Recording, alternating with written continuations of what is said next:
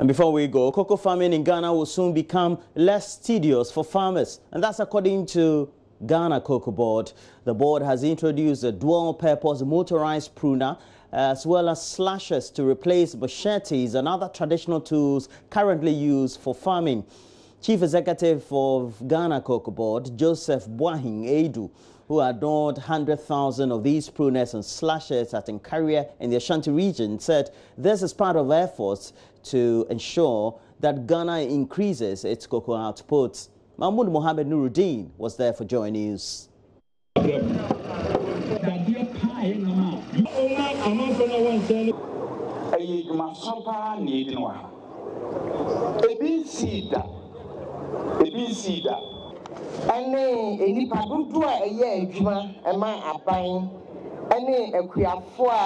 Mr. Boahin Edu emphasizes introduction of the equipment is in recognition of the urgent need to rapidly phase out labor-intensive methods of farming. But with this machine, as you saw, it can easily weed and it can also easily prune. The same machine does two jobs for the farmers, and it's also very easy to handle. You know, the weight is very, very light. And it's also, once it's mounted at the back, it means that the weight is spread along the body. I've seen a similar machine whereby, you know, it's hung on the side. Once you hang it on your side, it means that the weight is loaded on one side of the body. And that can affect your spinal cord and then your internal organs. Cocoa production has been with us for more than a century. However, for the first time, we are introducing mechanized operations at such a scale across the entire cocoa belt of this country.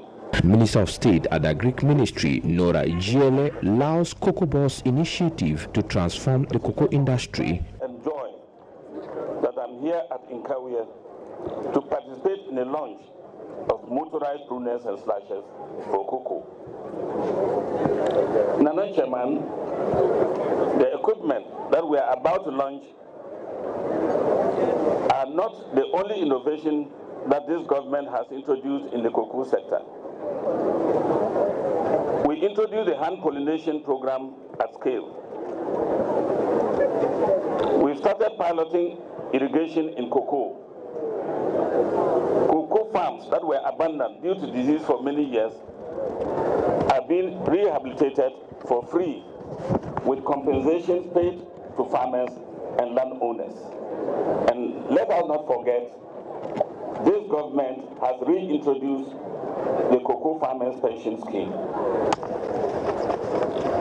We have, in line with the vision of His Excellency Nana Addo Dankwa Akufo-Addo, and in close partnership with our Ivorian brothers, introduced the living income differential, which many in the global cocoa industry called a bluff at the onset. You know, we are embarking on this whole program so that farmers will prune all their farms to bring about flowering. It's intended to boost or enhance flower formation or induce flower. And once the flowers are induced, it means that the farmers can now see more pods on their trees and therefore increase upon their yield per hectare. And that's what we are aiming at. Farmer cooperatives will own and manage the equipment at highly subsidized cost. A report by Mahmoud Mohammed Nuruddin. Well, that's it for the latest news headlines. But we have more news. We have lots of newspapers right here in the studio. Benedict Owusu would also coming through with the latest news headlines on sports, because we do know it looks like the Olympic Games that was supposed to have taken place in Tokyo, Japan, could be called off, or likely will be called off, as well as this being backed by other sporting personalities across football, or the football world. We've had a number of known football personalities also infected more and more, and at least one death, a former Real Madrid player and president, all getting infected and subsequently dying from coronavirus. We'll bring you all these updates next. Do make sure you stay with us.